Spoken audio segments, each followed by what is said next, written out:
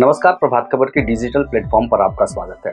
Health is wealth के आज के अंक में हम बात करेंगे त्वचा संबंधित बीमारियों पर। ये बीमारी से हम कैसे बच सकते हैं, कौन कौन सी नई तकनीक आई है, आने वाले मौसम में हमें अपनी त्वचा पर क्या सावधानी बरतनी चाहिए और कैसे इसकी देखभाल करनी चाहिए, इसकी तमाम बिंदुओं पर बातचीत करने के लिए आज हमने अपने स्टूडियो में आमंत्रित किया है शहर की जानी मानी त्वचा रोग विशेषज्ञ डॉक्टर मीनाली मिड्ढा जी को। मैम, आपका स्वागत है। और सबसे पहले ये जानेंगे कि ये मौसम तो बड़ा तेजी से बदल रहा है, कभी गर्मी, कभी अभी बारिश का मौसम है और अब धीरे धीरे हम लोग दूसरे मौसम की ओर तरफ जा रहे हैं। तो ये त्वचा के लिए हमें कितनी सावधानी बरतनी चाहिए और क्या खास ख्याल रखना चाहिए? अभी जैसे बारिश का मौसम है तो इस मौसम में सबसे ज़्यादा हमें फंगल इन्फेक्शन मिलता है। तो जिनको फंगल इन्फेक्शन है वो सब बेसिक प्रिकॉशंस लेना बहुत ज़रूरी है। अपने त्वचा को ड्राई रखना है, आपको नहाने के बाद अच्छे से सुखाना है, सारे कपड़े आयरन करके पहनने हैं। बरसात में भींगे हुए कपड़ों में ज़्यादा देर नहीं रहना है। धूप नहीं निकल रही है तो कपड़े अच्छे से सुखा के आयरन करके पहनने हैं।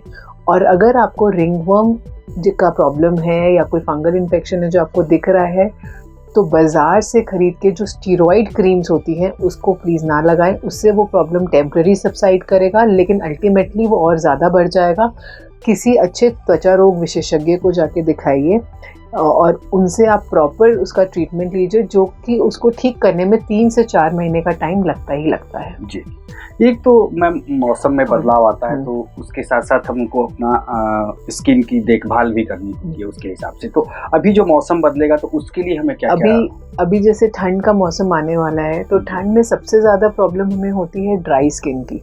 ड्राई स्किन के लिए सबसे ज़्यादा ज़रूरी है अपने स्किन को, अपनी त्वचा को अच्छी तरह से मॉइस्चराइज रखने की।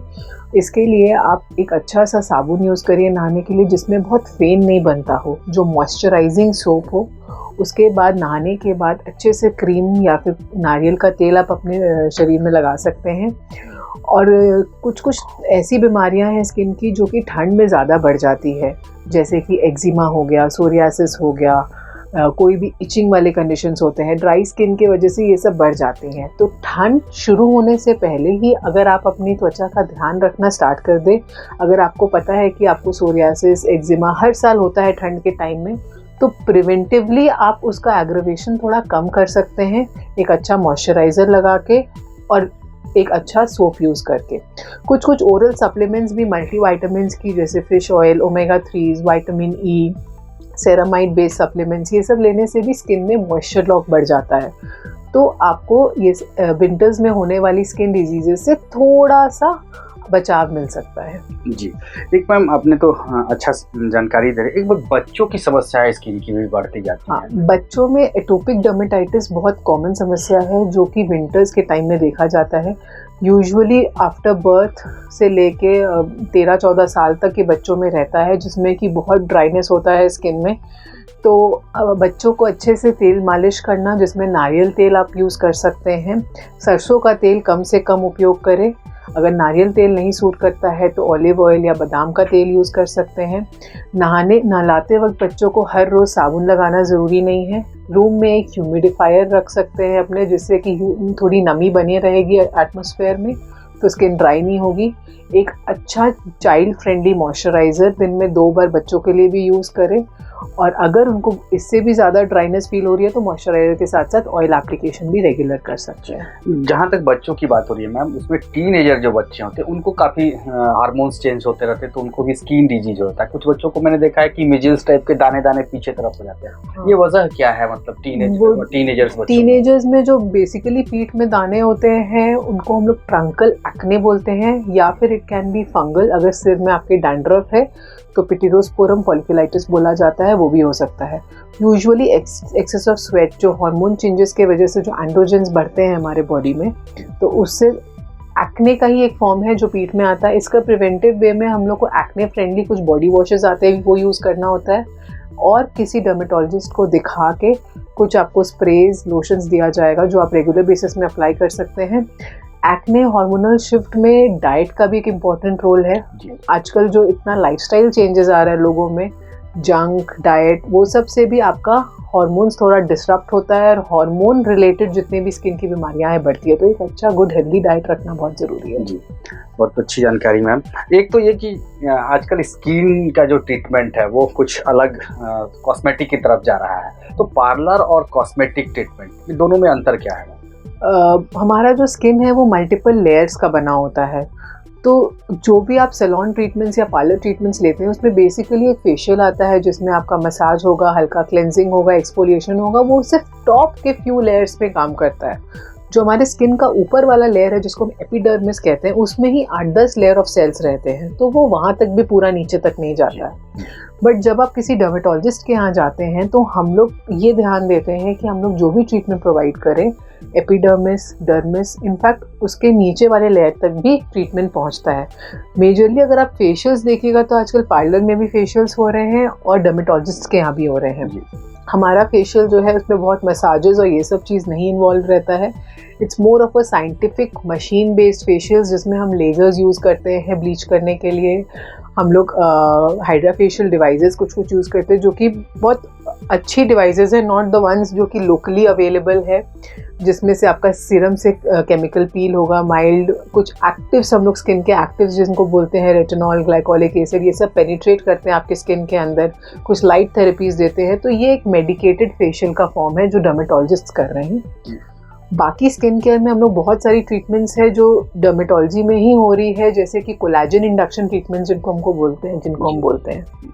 एक तो मैम अभी ये जो चल रहा है ये एंटी एजिंग को लेकर के बहुत लोग और बोटॉक्स या अन्य कई जो है टेक्निक्स का यूज हो रहा है, तो ये कितना कारगर है? क्या हार्म भी पहुंचाता है आप शरीर को या फिर ठीक ठाक है? एंटी एजिंग आज के टाइम पे हम लोग 20 साल के होते हैं and they come to us कि हम लोग को एंटी एजिंग ट्रीटमेंट चाहिए। तो एंटी एजिंग ट्रीटमेंट्स में कोई हार्म नहीं है अगर आप सही जगह से ले रहे हैं, सही तरीके से किया जाए तो इट्स वेरी सेफ। तो सबसे पहले तो एंटी एजिंग में इम्पॉर्टेंट है होम केयर, और दूसरा जो मैंने बोला collagen induction therapies.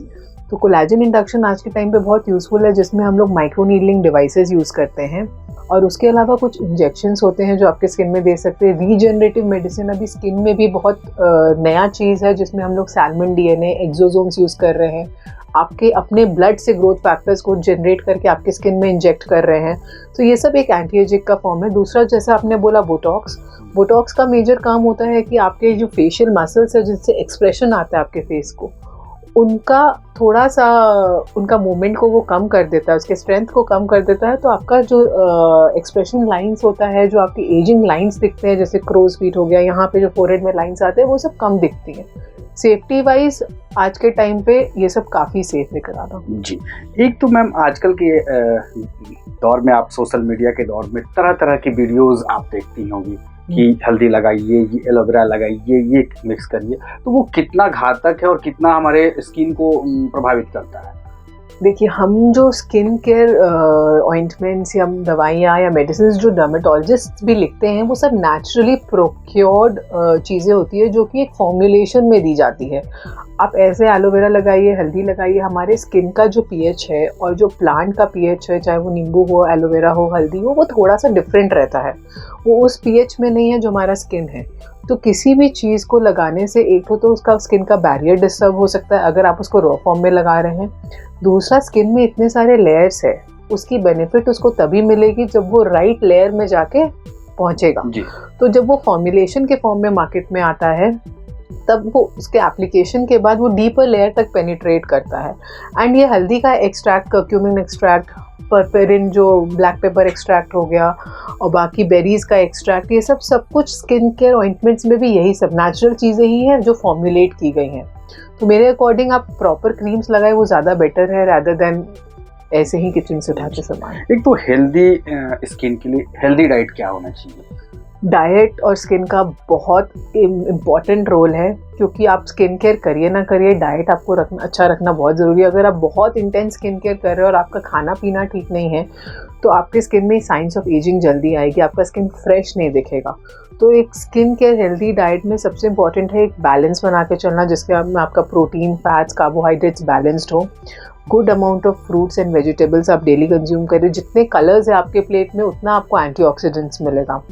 Dry fruits, nuts, seeds में ओमेगाज और और other antioxidants and good fats रहता है जो आपके स्किन में ग्लो मेंटेन करता है। एक अच्छा प्रोटीन डाइट आपके हेयर के हेल्थ को भी बहुत अच्छा लगता है, प्लस आपके स्किन को यंग दिखाता है। वाटर इनटेक बहुत इंपॉर्टेंट है as far as skin is concerned, और यही अगर आप चीनी ज़्यादा कंज्यूम कर रहे हैं, मैदा ज़्यादा कंज्यूम कर रहे हैं, या फिर स्मोकिंग, अल्कोहल, ये सब हमारे बॉडी में फ्री रेडिकल्स क्रिएट करते हैं। जब फ्री रेडिकल्स बॉडी में क्रिएट होते हैं तो वो कहीं ना कहीं ऑक्सीडेटिव डैमेज जिसको बोलते हैं जाके डैमेज करके हमारे स्किन को डल दिखाते हैं। आपको साइंस ऑफ एजिंग जल्दी मिलेगा, एक्ने और अदर स्किन कंडीशंस भी ये सब से स्टिमुलेट होता है। जी, तो आपने देखा कि डॉक्टर मीनाली मिड्ढा जी ने कितनी बखूबी से नई टेक्निक्स, नए जो ट्रीटमेंट के नए तरीके जो आ रहे हैं उसके बारे में बताया। अगले अंक में हम फिर किसी एक नए मुद्दे पर बातचीत करेंगे, नए डॉक्टर के साथ होंगे। तब तक के लिए बहुत बहुत धन्यवाद। प्रभातखबर.com, विश्वास वही, रफ्तार नहीं।